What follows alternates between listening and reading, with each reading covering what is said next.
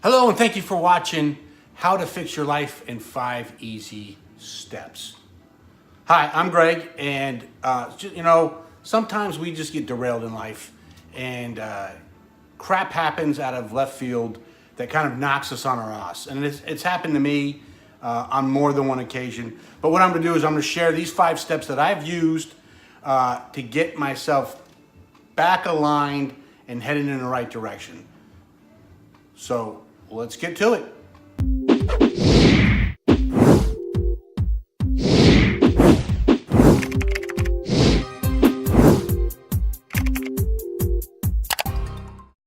Okay, my career was going really well. This, by the way, this story happened several years ago, maybe more like 10. But things were going really well. I was in an organization. I had just moved to Texas. I got promoted, and I was running the facility. The whole operations, about 2,400 people, and things were going well. I felt like I was the mayor of a small city, but everything was clicking, if you know what I mean. All of our different projects were going very well. We were highly profitable, and just things were happening. And when I look back on my life, that was a great time. And anyway, I was recruited by a smaller competitor with the option, and by the way, I was a director, but I was recruited by a small organization to be a senior director, and then if I fixed their Paris, Texas location, then I'd be promoted to vice president of operations, running all of their facilities. Make a long story short, ended up fixing it, ended up getting promoted, and then I took over everything. Well, what I did, things were going pretty well. Obviously, I got some things fixed and it was moving forward. I brought some of my people in that I had worked with in the past that had done a great job for me. So I had some allies within the organization and things were going great. But then the owner of the company came to me and said, "Hey, we want you to fire the director in Tulsa." And to be quite frank, I didn't want to do that, and there's 2 reasons why. The first reason was he knew the contract with our largest client inside and out, and I needed an expert to be able to work through that with me to make sure that we were in compliance. We were able to bill everything that we were able to bill for, and so forth. And the second reason was he was a Vietnam vet, and I didn't want to take him out. So make a long story short, is because I refused the owner, he ended up taking me out, and I was fired. And this really put us in a tough situation, my family meaning. And as I drove back from Tulsa back to Dallas, even though financially we were going to have some challenges down the road, I knew I was in a better place. I felt relieved. I really didn't like working for those people. Excuse me. And quite frankly, I really learned 2 lessons from that. The first lesson was, don't let people value you or dictate your worth, if you know what I mean. And the second one is don't make decisions based on a monetary reward, because they paid me a lot, and that was a primary decision for me to go join that organization. When in essence, I had everything that I wanted working for the previous company. So, and that all blew up in the air. But what I did is I used the 5-step system that I'm going to share with you. I used that to help get me aligned and get things going back in the right place. Went many years, very successful. Made a lot of money for those years. I even started my own company and then sold it. So things were going well. And these 5 steps really helped. But let me tell you about a recent event that just happened that I had to use my 5-step process. And by the way, when I say my 5-step process, this information's pretty well known, spread out. But what I want to do is I'm going to articulate that and share it and let you know that it worked, and it worked for me. And so that's why I want to share it. So the second thing happened. This just happened recently. This was about 3 or 4 months ago. And I was coming off of a consultant project in Chicago, and an organization reached out to me that wanted me to come work for them in the Philippines. But they were very guarded with their information, and they didn't necessarily answer all the questions that kept putting me off. Turns out that I went over to the Philippines with 3 other guys. We were all assuming the same position. And to be quite frank, what it was durable medical equipment sales, and they were handling it in the Philippines. And listen, I love the Philippines. The people are great.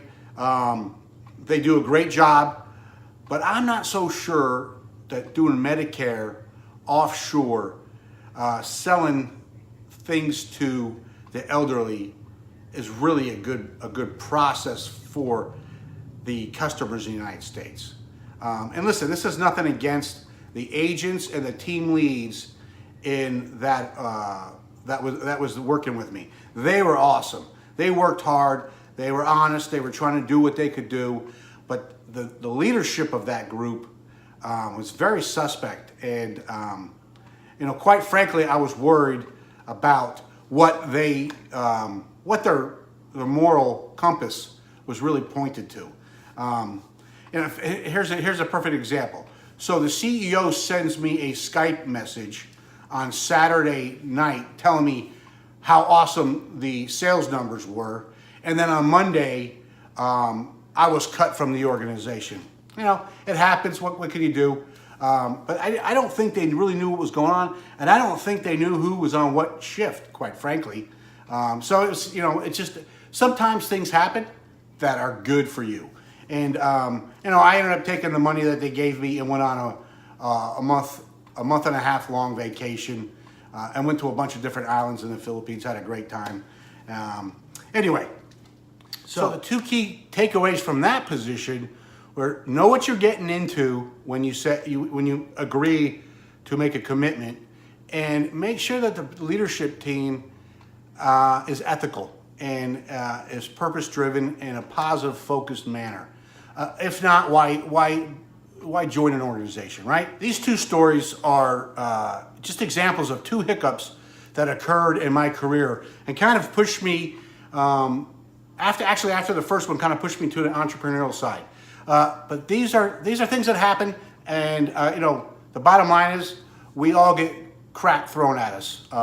Things don't always go our way, but we need a system to get realigned, get grounded, and get focused on what's important. And so these five steps help me do that. Are you ready for me to share those? Number 1, know your baseline. Basically, I'm trained as a Lead Six Sigma black belt, and I've been in the consultant industry for about 8 years now. And so always the first thing that we always do when we go into a new organization is we establish the baseline. We know what the current data is telling us, where our starting point is, and you have to be aware of that. So in our lives, we have to be aware of where we are, what our baseline is, what our starting point is. So my recommendation to you is jot down all the key components or all the key areas of your life that are important to you. Relationships, the financial aspect, your career, whatever you can think of that's important to you. And then rank those 1 to 5, with 5 being the best. Establish where you are with your relationships if you're married, with your wife or husband, with your children, if you're single, with your girlfriend or boyfriend, whatever, all your relationships with your family, your parents. Kind of establish and be honest with yourself. Establish where you are. Okay? So that's number 1. So number 2 is identifying what you want.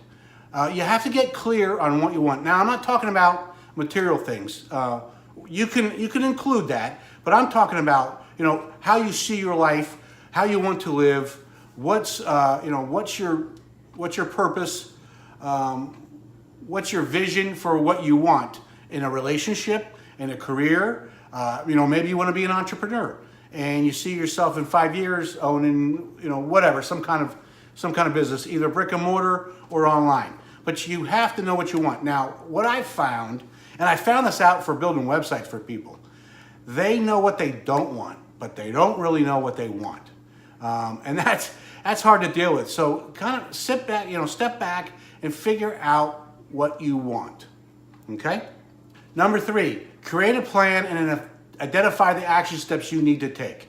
It's interesting. I'm just I've read it before, but I'm finishing up a book, Think and Grow Rich. Well, the number one, I think chapter 2 in the book talks about a burning desire, identifying what you want, and then part of that process, so there's a 6-step process, but one of those processes is to actually map out, how you're going to achieve that. What's your game plan? So you have to identify what you want, create an action plan to get there. Make sense? Number 4, write your goals down and review them daily. So I've looked at, I've broken down, you hear all these different types of advice about, establishing a 5-year goal, a 1-year goal, a 6-month goal, a 30-day goal, all that stuff. But basically is just do it. Identify what your goals are, and then make sure that you review those daily, just in the morning and at night, to kind of refocus everything and plant that seed. So, maybe you plant that seed in the subconscious and it starts helping you work towards that goal. There was actually a Harvard study that showed people that wrote down their goals were X times more successful than the others. I've heard that in a variety of different books, and I've been writing down my goals, and it helps. It definitely does help. And the more you do it, the better you get at it, and the more precise you become. So I urge you to take step number 4 very seriously and write down your goals. All right? And last but not least, number 5, take massive action. So you went through steps 1 through 4, great. Now what do? Well, you got to take action, right? The whole big thing, the law of attraction, I think that's great. But, it's funny, I have some friends that, I'm just going to put it out in the universe. Well, it's going to stay out in the universe until you take massive action. You have to take action towards it. You just can't wish it and it's going to happen. Now, you need to identify it and think about it and put it out there. But then you need to say, okay, here are the steps I need to follow to make sure that happens. Okay? So I went through the 5 things. And listen, life is messy. We get hit with stuff left and right. We get things that knock us on our arse.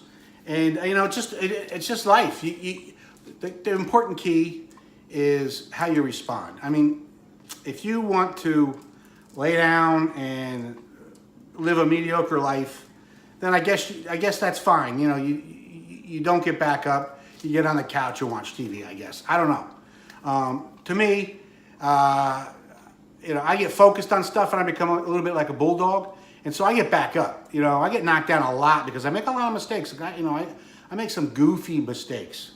And, sometimes, I might say something that's not politically correct or be honest in the past. And it hurt me from a political standpoint when I was in the corporate world. So that's just the way it is. But you know what? You got to be true to yourself, right? Why change who you are just because you're afraid of living in fear? So, the key is when you get knocked down, get back up, right? And what better way to do that when the five action steps that I mentioned throughout this. And in fact, let's recap them. Number 1, know where you are. Number 2, figure out what you want. Number 3, create a plan and identify the actions you need to take to make that happen. Number 4, write down your goals and review them daily. Number 5, the big one, take massive action. All right? So anyway, I went through this stuff fairly quickly. I put all this information down in the description below so you could have easy access to it. Not like it's all complicated or anything, but it's just easy to reference in case you missed it. So, and I want to thank you for watching this video. And if you would please, if you're not a subscriber, go ahead and subscribe. You'll see the subscribe button around here. If you like the video, please indicate that by clicking the like button. And if you have any feedback, comments, something that's worked for you, please share it through a comment. And my friends, please be nice. Don't need to be nasty. We got some crazy people out there, but we also have a lot of good people. So don't, if you don't have anything nice to say, don't say anything. Anyway, thanks again for watching. I hope you have an awesome day or night wherever you are, wherever you're watching this. And I hope you become a subscriber and check out my other videos. Thanks a lot, and you have an awesome day.